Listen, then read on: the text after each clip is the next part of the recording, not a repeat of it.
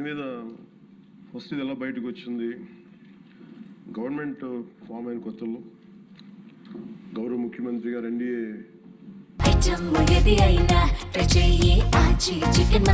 ఆచి chicken masala meeting మమ్మల్ని అందరినీ పిలిచి కండక్ట్ చేసినప్పుడు ఆ రోజు ఒక నేషనల్ డైరీ డెవలప్మెంట్ బోర్డు చేసిన రిపోర్ట్ని చదివారు. వీళ్ళు గత పాలనలో ఇది కూడా జరిగింది అనేది టీటీడీ బోర్డు వారి పాలక మండలి చేసిన ఇది కూడా జరిగింది అనేది తెలియజేశారు. అంతే, అక్కడితో అయిపోయింది అధ్యక్ష. దాన్ని అంతకు మించి ముందుకు తీసుకెళ్ళాలి లేదంటే నేను అది విని నాకేమనిపించిందంటే అది ఇలాంటివి కూడా జరిగినాయా. ఎందుకంటే ఆల్రెడీ గతంలో తిరుపతికి తిరుమలకి పైకి అంత వెళ్ళినప్పుడు కొంత స్థానికంగా కొంత ఉన్న చెప్పింది, తిరుమలలో చెప్పింది ఇవన్నీ కోరిలేట్ చేసుకొని కొంత ప్రసాదం కూడా క్వాలిటీ లేదని ఎలా చేశారు ఏంటో అనుకున్నాం. కానీ ఒక గబుక్కుని ఒకళ్ళ బ్లేమ్ చేయడం అనేది చాలా ఆలోచించి మాట్లాడతాం. ముఖ్యంగా పబ్లిక్ లైఫ్లో ఉన్నాం కానీ బాధ్యతగా ఉన్నాయి మా పొజిషన్లో. అలాంటిది అసలు ఈ నెయ్యిలో కల్తీ జరగలేదు ఇవన్నీ వాళ్ళు మాట్లాడుతుంటే దాని మీద చాలా కంప్లీట్ వివరణ ఇవ్వాల్సిన అవసరం ఉంది అనిపించింది అధ్యక్ష.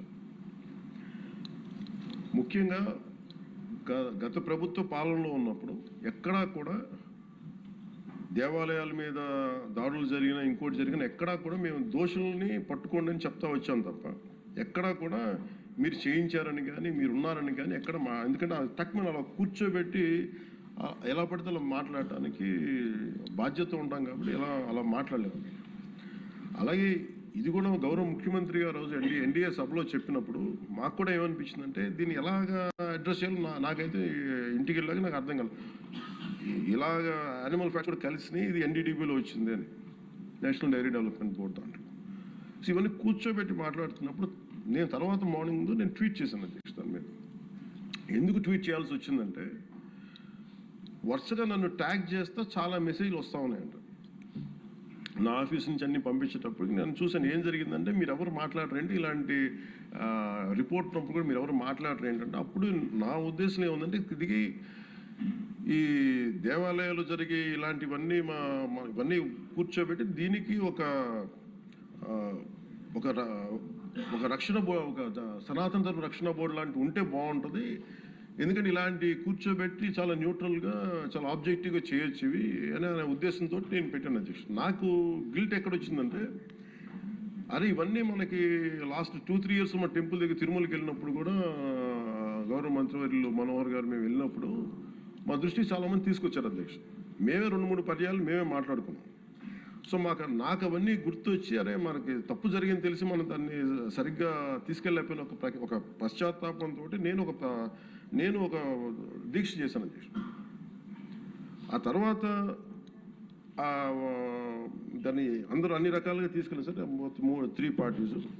అలాగే మాకు తర్వాత మొన్న గౌరవ ముఖ్యమంత్రి గారు మనకి కేశవ్ గారు మా క్యాబినెట్లో కూర్చున్నప్పుడు మా దృష్టికి తీసుకొచ్చింది అసలు ఈ నెయ్యిలో నెయ్యే లేదనేది చాలా స్పష్టంగా తెలియదు. మాకేమనిపించిందంటే ఏదైనా సరే innovation is very important in life. Innovation లేకపోతే ఈ పాటికి ఒక్కొక్కరు ఒక్కొక్కలా ఇన్నోవేట్ చేస్తారు. బట్ ఈ పర్టికులర్ ఈ గత ప్రభుత్వంలో ఉన్న వ్యక్తులు వీళ్ళు అరాచకంలో ఇన్నోవేషన్ చేశారు. వీళ్ళు కల్తీలు కూడా అంటే మామూలుగా ఒక నెయ్యి కావాలంటే పాలలో నుంచే కాకుండా రసాయనాల నుంచి కూడా తీయచ్చు, మిగతా వాటి నుంచి కూడా తీయచ్చు అని చేసి చూపించారు. దానికి సంబంధించిన కంప్లీట్ ఈ సిబిఐకి ఆ రిపోర్ట్ ఇచ్చినప్పుడు ఎక్కడా కూడా నెయ్యి లేకుండా వీళ్ళు నెయ్యి తయారు చేశారని స్పష్టంగా తెలియజేశారు.